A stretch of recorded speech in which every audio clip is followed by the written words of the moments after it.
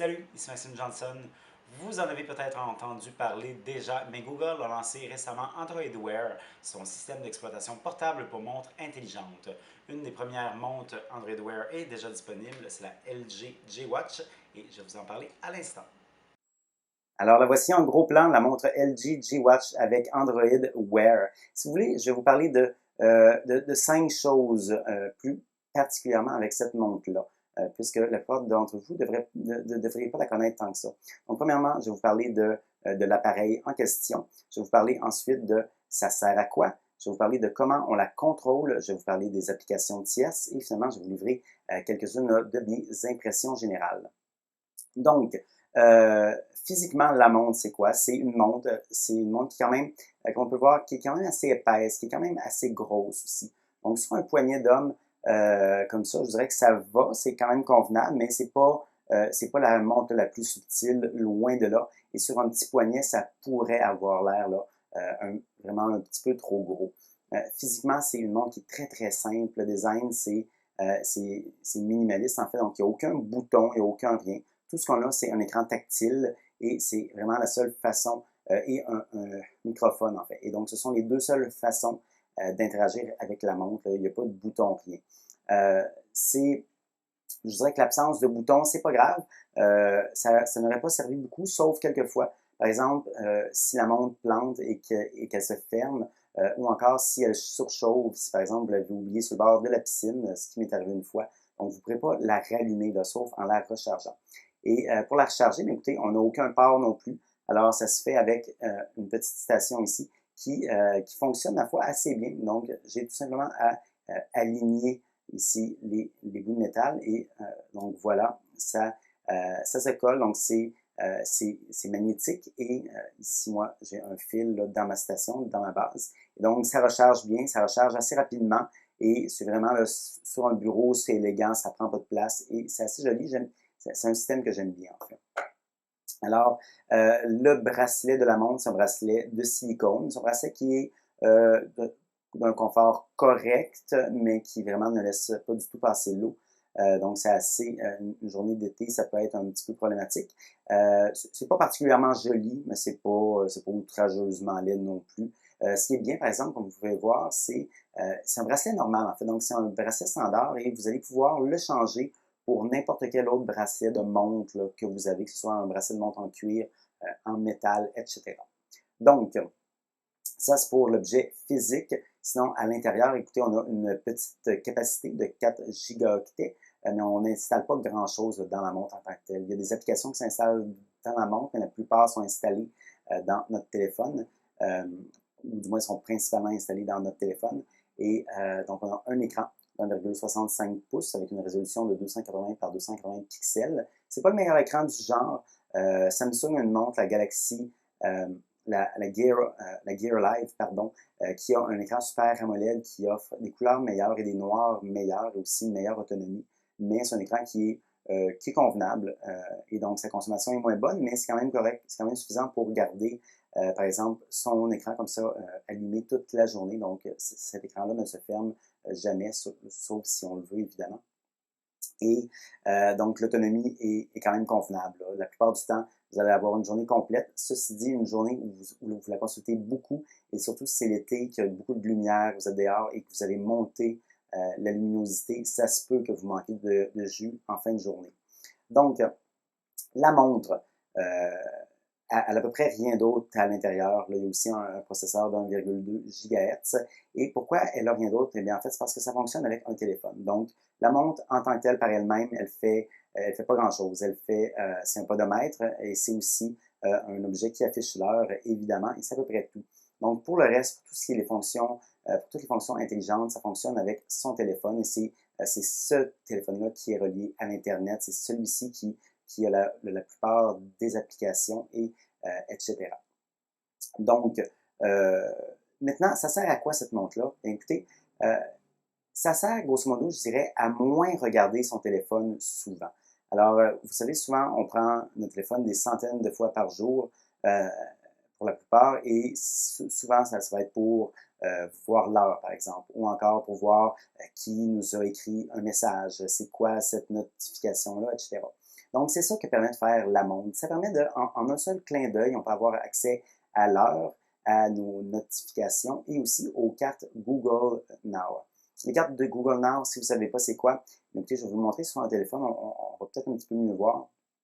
Alors, c'est une fonction de Google qui permet d'afficher des informations selon où on est, selon nos recherches sur le web, selon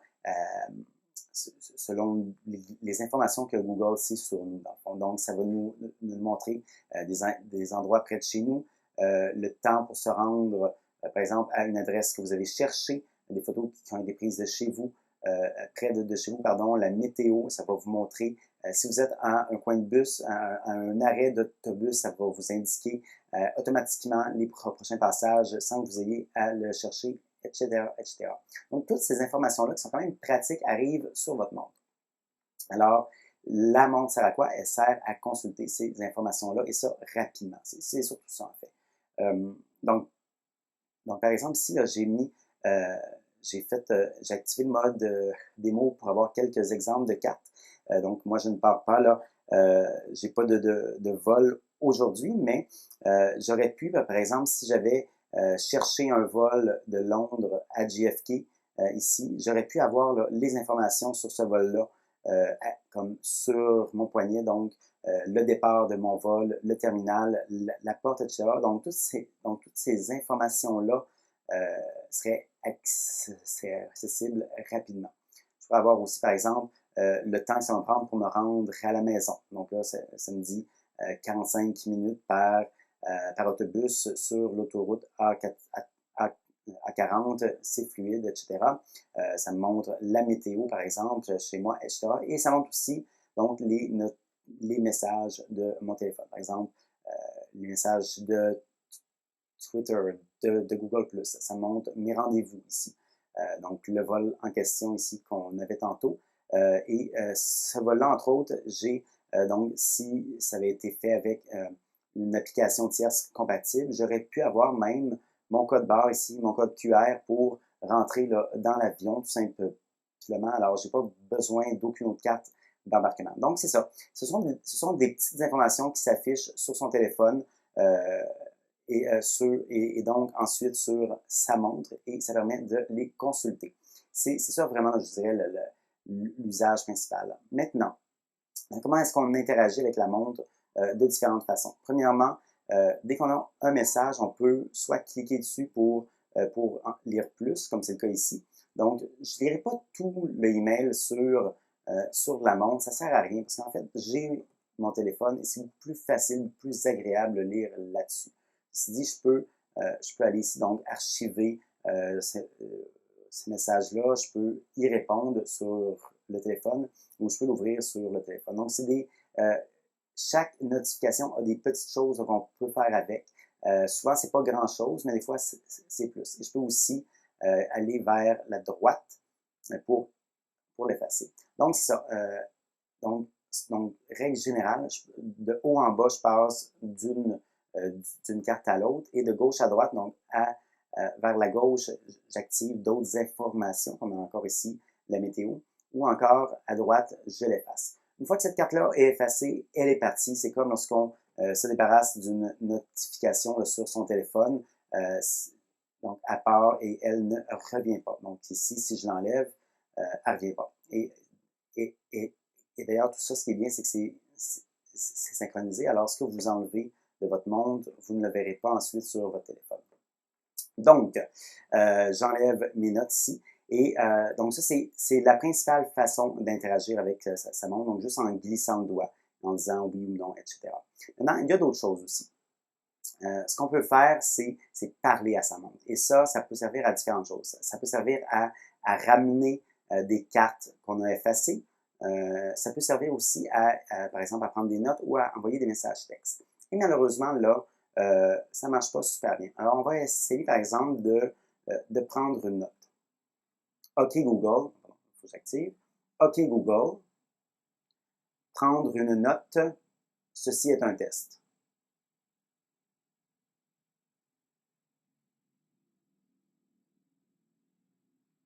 Alors voilà. Alors là, présentement, ça a fonctionné. Je vous dirais que c'est bien, c'est pas souvent que ça fonctionne aussi bien que ça, mais là, ça le fait. Mais il faut avoir les bonnes commandes, par exemple. Donc, si je disais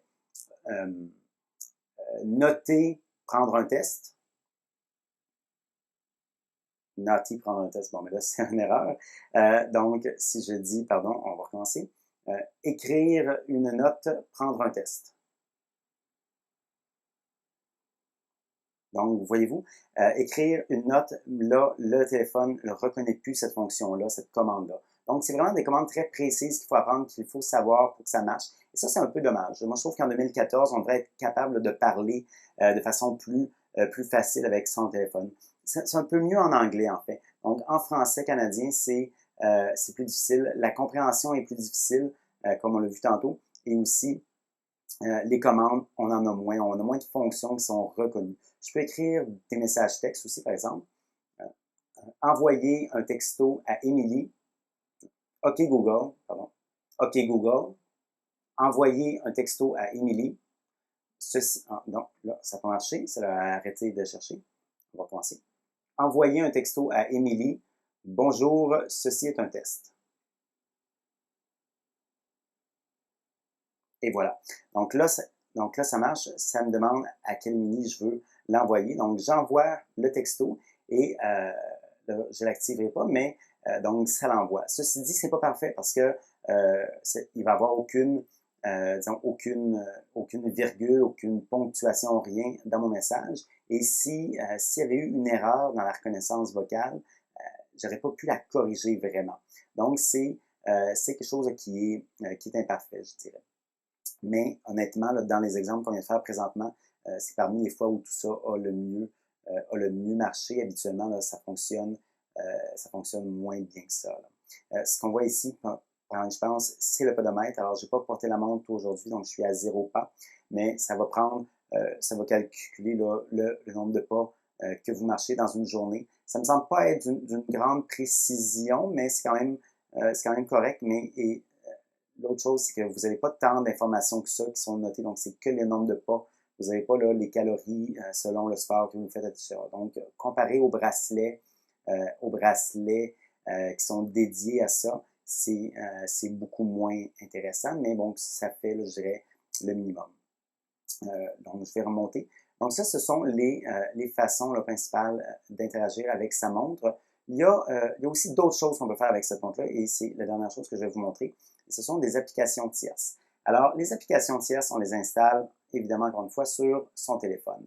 Et comme vous avez vu, lorsque je me promène, il n'y a aucune application que je peux lancer. Mais en fait, ces applications-là sont un peu cachées, sont loin. Alors, pour s'y rendre, vous dites OK Google. Là, on pèse sur le G, pardon, on pèse sur le G qui est là. Et là, ça accède au menu. Donc, je peux faire des messages ici.